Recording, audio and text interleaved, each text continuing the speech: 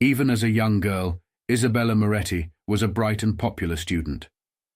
However, even at that age she noticed that people would avoid her, and everyone wanted to be on her good side. At school, whenever some student would be mean to her or try to bully Isabella, they wouldn't come to school the next day. It was a strange thing, she used to think, as if she had someone watching over her all the time. Isabella was an only child and the daughter of Luca Moretti. Her mother had passed away when she was a baby, so the responsibility for looking after her fell to her father, who did an excellent job in looking after her. Every day after school, Luca would take his daughter to his bar, and at a little room above the bar that acted as her dad's office, she would sit and do all her homework and reading. When she was done, she and her father would go to the ice cream shop across the road and get ice cream from Mr. Rossi, whom she thought was the best ice cream maker in the world. However, as Isabella got older, she noticed that the men who were her father's friends never worked. All they did was hang around her father's bar, and to her surprise, they seemed to fear him, because whenever he entered the bar or called someone, they would freeze as if they were fearful, and whenever her dad joked or showed affection to one of the guys, they would let a subtle sigh of relief. Isabella thought that was strange, but what was weirder was that her father noticed this and seemed to relish it. That's why when Isabella was 10 years old, she questioned her dad why people feared him, and he replied that the Morettis are powerful people who command respect. "We have no wealth, but we have power. Never forget that, kiddo," her father would tell her as they licked their ice cream. Isabella and her father were very close, and when she went to college, her father cried like a baby when he dropped her off. Nevertheless, the years were kind to Luca. He was very fit, and no matter what time of the day, you would see Luca doing reading apart from when he was talking to the guys or making stock orders for the bar, but for the most part, Luca was a bookworm. This side of him always impressed his daughter, as there was nothing one could mention without Luca knowing something about it. For instance, a guest at the bar who was a history professor once talked about roads and how they were vital to the Romans, and then her father interrupted her to explain the nature and the importance of roads to the Romans, especially to the military, which impressed her. However, Isabella knew that her father would only do that to impress people he liked and people he wanted to think good of him. When she discovered the nature of her father's job and his true persona, she never thought anyone could like her dad, but that didn't stop her from loving him. As far as she was concerned, what her father did was his business. She only cared about how he was to her, and there was no doubt in her mind that she was the most important person in the world to him. If Isabella was sure of something, it was her father's absolute and perfect love for her. Isabella, too, loved her father, all of him, unconditionally. That's why, when he dropped her off at her university, Luca had only 3 things as a caution and advice. Don't sleep with boys and party. Study hard and call every night, no matter what. Isabella heard these words millions of times as they were the only thing her father demanded of her. Life would soon take a turn for Isabella and her father, though they didn't know it yet. The day Luca dropped his daughter off would be the last time Isabella would lay eyes on her father or hug his cigar-drenched frame. The last thing Luca did with his daughter was to give her his brown leather jacket because he didn't want her to get cold because of the light showers. Every night Isabella would call her father, and when he didn't answer, she would leave a voice message for him. But on the second night, when her father didn't answer his phone or get back to her, she got worried and called everyone. It surprised her that no one would pick up her phone, so the next day, when she and some of the new friends she made on campus drove her to her father's bar, no one would tell her where her father was, or even acknowledge her. It was strange because everyone was acting as if she didn't exist, and to her shock, she was told to leave the bar by Uncle Matteo, an older gentleman who was her father's friend.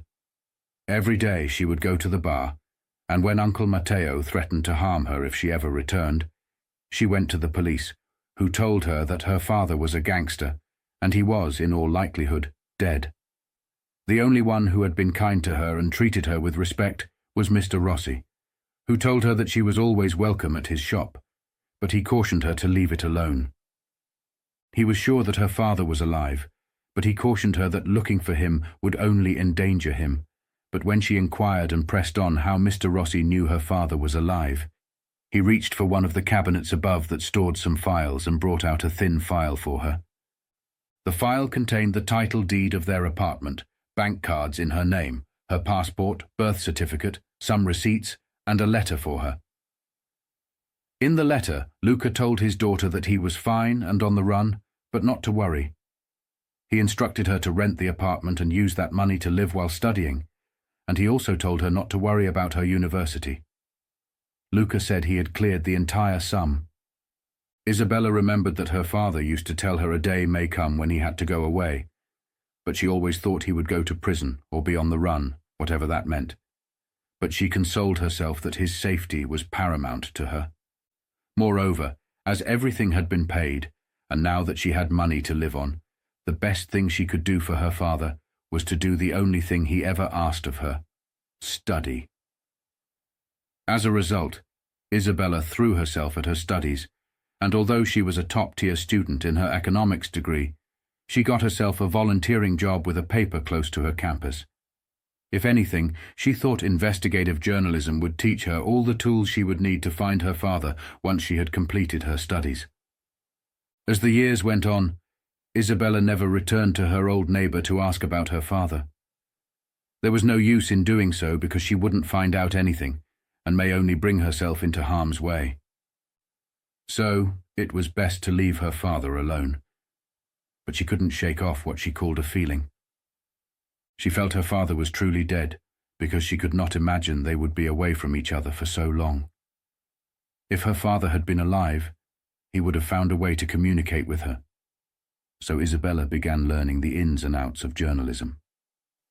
The paper she worked for had decent journalists, and although they were not the Pulitzer-winning sort, they were good writers and journalists whose investigative reports had put criminals behind bars. Their latest story was about a Ponzi scheme by some real estate agents that the paper's coverage has put them behind bars. So Isabella worked with Andreas Novak, a journalist who taught her how to do research, and in her own time she began researching her father and all his associates. The day her father dropped her off 4 years ago, the last person he had called was Mr. Rossi, the ice cream seller, and even though her research would hit a dead wall, she found Mr. Rossi to be at the center of everything her father did. For example, the title deed of her father's bar had Mr. Rossi's name.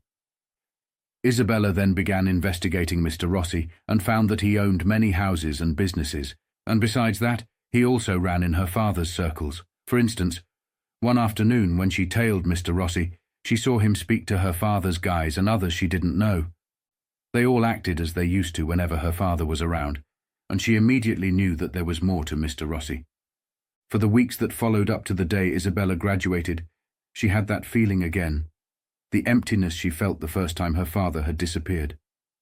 It was her graduation that triggered her ominous feeling about her father, but upon further investigation in the weeks that followed, she found out that Mr. Rossi was a millionaire and a kingpin.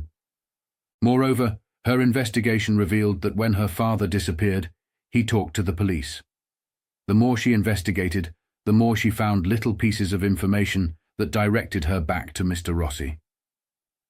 As a result, Isabella knew for a fact that she knew Mr. Rossi had something to do with her father's disappearance, and if Mr. Rossi was involved, she concluded that her father was a dead man. Nevertheless, questions such as why he would give her the documents that made her have a life kept her awake at night. However, upon further investigation, she found out that the families of everyone who disappeared where Mr. Rossi was involved were taken care of and somehow ended up being okay. At first, she thought she was just reading too much into it. Still, when she asked some of her colleagues if gangsters treated well the families of people they killed, Novak told her stories about gangsters. The worst kinds of gangsters, who are difficult to catch, always treat the families of their victims well because no one would suspect them. Novak would call those types chameleons who are difficult to spot. If Novak's story was true, Isabella thought she caught her chameleon. For many months, even after getting a paying job from the paper, Isabella thought of a way to get even with Mr. Rossi, and every time she investigated him, she found in Mr. Rossi a man who cared for nothing but his business. Isabella vowed to herself that even if it would be the last thing she ever did, she would take all of Mr. Rossi's money and put her dad's friends behind bars. The big whale could wait, Isabella would tell herself, as she would take video evidence of a crime her dad's friends committed. She documented everything, from the affairs they had with other women whose videos she sent to their wives, to the various crimes they committed. Isabella was there to document whatever move they made, and when she had enough materials to make them spend many years behind bars, she went after Mr. Rossi. However, the whale must lose his money, she would say to herself, so every day for the next 2 years she tailed Mr. Rossi. When she finally found out about a warehouse that was heavily guarded, she found large pallets of money.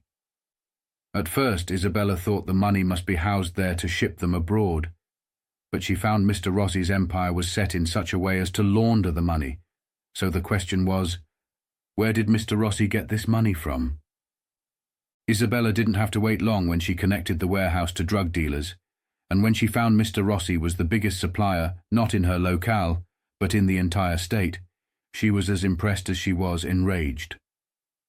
Then, one night, as she was following Mr. Rossi's old Toyota Corolla in her bike, Mr. Rossi went to a rundown part of the town and then pulled over into what looked like an out-of-commission factory that Isabella thought must have once been a profitable business.